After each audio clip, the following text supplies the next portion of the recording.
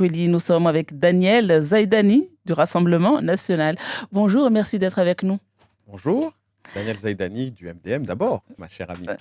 Effectivement aussi, on peut cumuler les partis politiques. Tout d'abord, je voudrais prendre votre réaction sur l'élection de Jordan Bardella à la tête du Rassemblement national.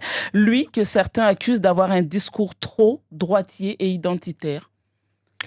Je pense que Jordan qui arrive à la tête, c'est une bonne chose puisqu'on est dans la continuité de la politique que les Mahorais ont adoptée, ont validée et ont montré lors des élections présidentielles à hauteur de 60% de la population en faveur de Marine Le Pen qui nous avait présenté son programme. Et nous savons parfaitement que aujourd'hui Jordan Bardella est dans cette continuité. Donc au contraire, c'est une très bonne nouvelle pour Mayotte puisque nous savons que ce que nous défendons et ce que nous voulons pour Mayotte, il le portera et il le mettra en place avec Marine Le Pen et ses 89 parlementaires. Marine Le Pen, c'est surtout aussi sa personnalité. Peut-être que les Mahorais ont apprécié. Là, on a un genre. Je parlais de quelqu'un d'assez identitaire. Est-ce qu'aujourd'hui, l'identité mahoraise est compatible avec sa vision de l'identité française? Je pense que ce qui est défendu par Jordan, c'est la politique, encore une fois, qui est défendue par Marine Le Pen. Et concrètement, aujourd'hui, nous avons besoin de nous retrouver à Mayotte, en particulier notre identité. Nous ne voulons pas être dissous, comme c'est le cas actuellement, parce que je rappelle quand même que si nous sommes départementalistes, ça veut bien dire que nous adhérons à cette notion de nationalisme. Parce qu'aujourd'hui, nous voulons que nos enfants puissent également vivre à Mayotte demain, construire le Mayotte de demain, mais compte tenu de ce qui se passe, avec ce climat de terreur, de violence et de délinquance, nous sommes conscients que quelque part, on essaye de faire en sorte que les Mahorais partent de ce territoire à cause de cette violence. Et de la même manière, on voit bien que la politique de natalité, qui est réellement une arme politique, fait que la structure même de notre population aujourd'hui, elle est totalement déstabilisée puisqu'il y a une génération en arrière, c'est-à-dire il y a 25 ans, il y avait moins de 10% d'immigrés, alors qu'aujourd'hui nous sommes à plus de 50%. Et ça, c'est une véritable catastrophe si nous voulons parler d'une identité mahoraise. Identité mahoraise, vous parlez d'être départementalisé, donc de nationalisme, mais est-ce qu'on parle d'assimilation de l'identité mahoraise? Parce que quand on va jusqu'au fond, ça veut dire qu'aujourd'hui, on ne pourrait plus s'appeler Mariam ou Kala, mais plutôt faudrait prendre des noms qui figurent sur le calendrier. Je crois que lorsque vous regardez, ne serait-ce que le président du Rassemblement national, il s'appelle Jordan. C'est pas très calendrier grégorien. Donc ça veut bien dire, encore une fois, que le problème n'est pas là. Le problème, c'est que chaque région de France a son identité, a sa façon de se développer. Et aujourd'hui, à Mayotte, nous sommes en phase de dissolution de la population mahoraise au profit de migrants qui veulent nous imposer une culture religieuse qui n'est pas forcément celle qui nous convient, puisque vous savez, ici, nous vivons notre religion dans le calme et dans la sérénité.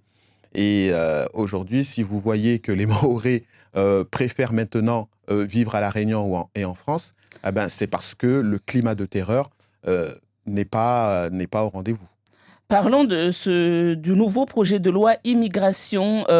Et dans le cadre de ce nouveau projet de loi, le gouvernement prévoit des cartes de séjour des métiers en tension. Alors, nous n'avons pas forcément la liste des métiers en tension ici à Mayotte, mais l'on sait que dans certains secteurs, le BTP, la restauration, la sécurité, l'agriculture, les caissières, le nettoyage, la pêche, dans tous ces secteurs, et c'est une liste non exhaustive, on emploie aujourd'hui des personnes en situation irrégulière et ça pourrait être une occasion de régulariser ces salariés qui travaillent au noir. Donc, ça pourrait aussi rapporter à l'économie mahoraise. Je crois qu'encore une fois, le gouvernement actuel, celui de Macron, et Darmanin qui a présenté les grandes lignes de ce projet de loi sur l'immigration, démontrent qu'ils n'ont toujours pas compris la vraie problématique de l'immigration, ou je dirais tout simplement, ils sont en train de dévoiler le réel objectif, parce que, vous savez, ici à Mayotte, nous parlons tout simplement de mettre fin à cette immigration, et ce qui nous est proposé aujourd'hui, c'est de l'accélérer. vouloir faire... Daniel Zaïdani, Non, mais mais ces écoutez, personnes non, mais- travaillent déjà aujourd'hui, ces personnes sont sur le territoire et elles travaillent. disons les choses très clairement. Ce genre de politique, ce n'est pas nouveau. Même à l'échelle de Mayotte, il fut un temps où on a régularisé les pêcheurs dans l'objectif justement de pouvoir régler cette situation et stabiliser cette situation. Mais qu'est-ce qui s'est passé juste après cette régularisation? La première des choses qui a été faite, c'est qu'ils ont changé de métier et que, en même temps, dans la mesure où on n'avait toujours pas arrêté le flux continu d'immigration vers notre territoire, nous nous sommes retrouvés avec des nouvelles vagues et des nouvelles personnes en situation difficile. Dans le projet de loi, justement, il prévoit aussi un durcissement des expulsions, un durcissement des contrôles également. Mais de l'autre côté, c'est aussi un discours de vérité, une réalité qu'aujourd'hui, il y a beaucoup de secteurs, que ce soit en France hexagonale ou ici à Mayotte, beaucoup de secteurs emploient des personnes en situation irrégulière. Et évidemment, vous qui travaillez à l'UEDOM, vous savez, vous connaissez le poids de l'informel ici à Mayotte. Est-ce que ça ne pourrait pas justement remettre un peu d'ordre dans tout ça? Nous pensons qu'il s'agit surtout de mettre plus de désordre dans la mesure où nous allons très concrètement donner la possibilité de justifier cette immigration vers l'île de Mayotte pour cette régularisation que nous dénonçons au niveau de la préfecture.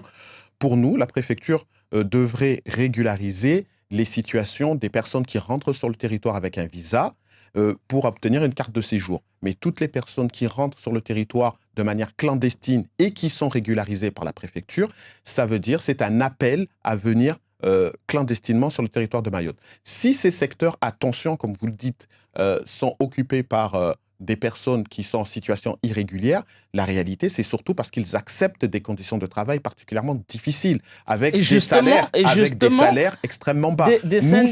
Nous, ce que nous demandons, madame, c'est que justement, nous donnions aux entreprises les moyens de rémunérer correctement les salariés.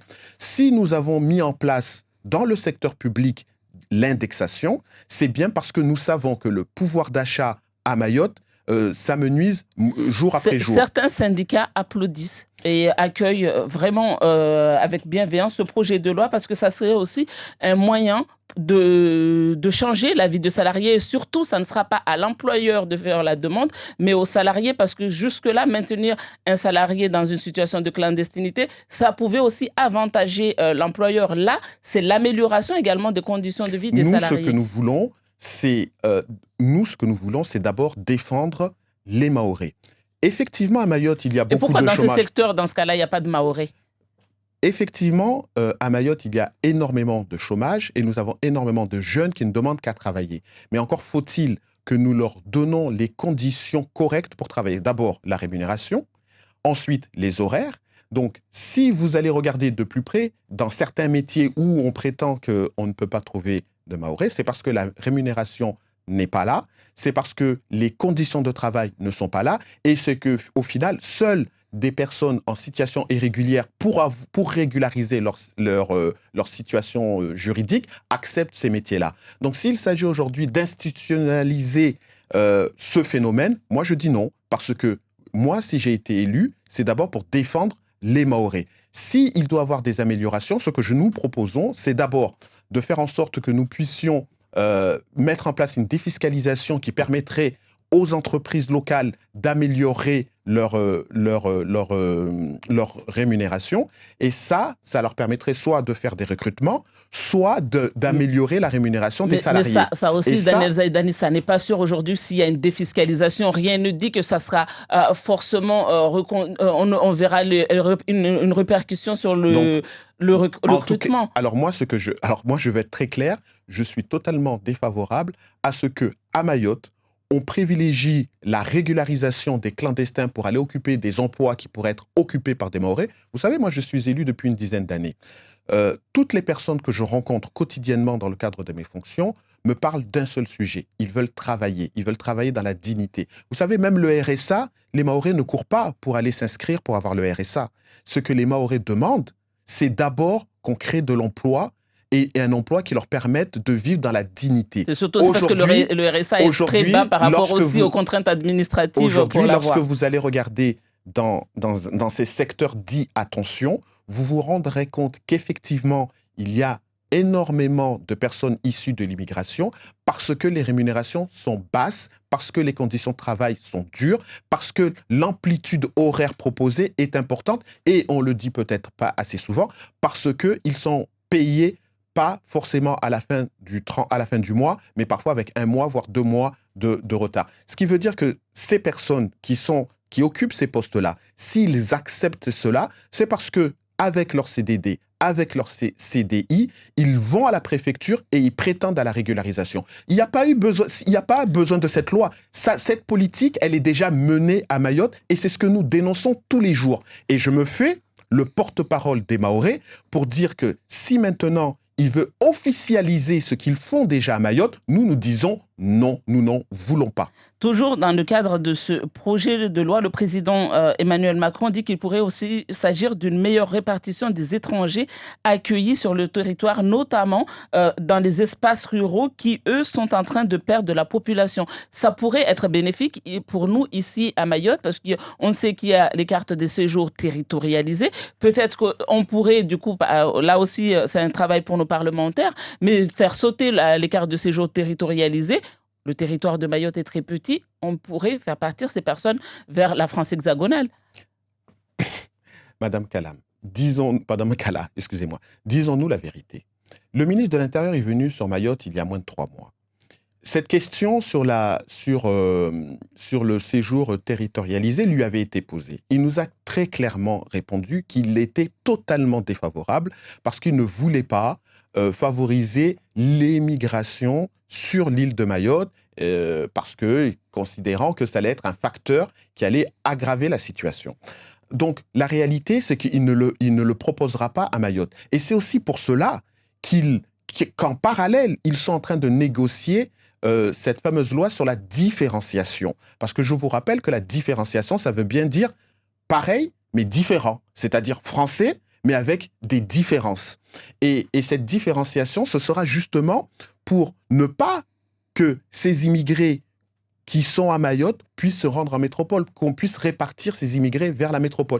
Là, ce que cette différenciation va proposer à Mayotte, ce sera justement de justifier que la politique nationale ne s'applique pas à Mayotte pour les spécificités locales, les spécificités qu'ils auront définies, eux, préalablement. Donc, là, encore une fois, ça peut, au premier abord, ça pourrait être une occasion aujourd'hui, justement, pour faire changer les choses. Au premier abord, ça pourrait être intéressant, mais très clairement, je vous le dis, et je vous le dis très clairement, le gouvernement d'Emmanuel Macron n'envisage nullement de donner la possibilité aux immigrés qui sont à Mayotte, avec une situation régulière, de pouvoir se rendre en métropole. Non, ils veulent changer la structure de la population à Mayotte. Cette loi, normalement, devrait être débattue en début de l'année 2023 et le gouvernement compte sur la droite également pour que ce texte passe. Est-ce que vous, du côté du Rassemblement national, vous voterez pour ce projet de loi?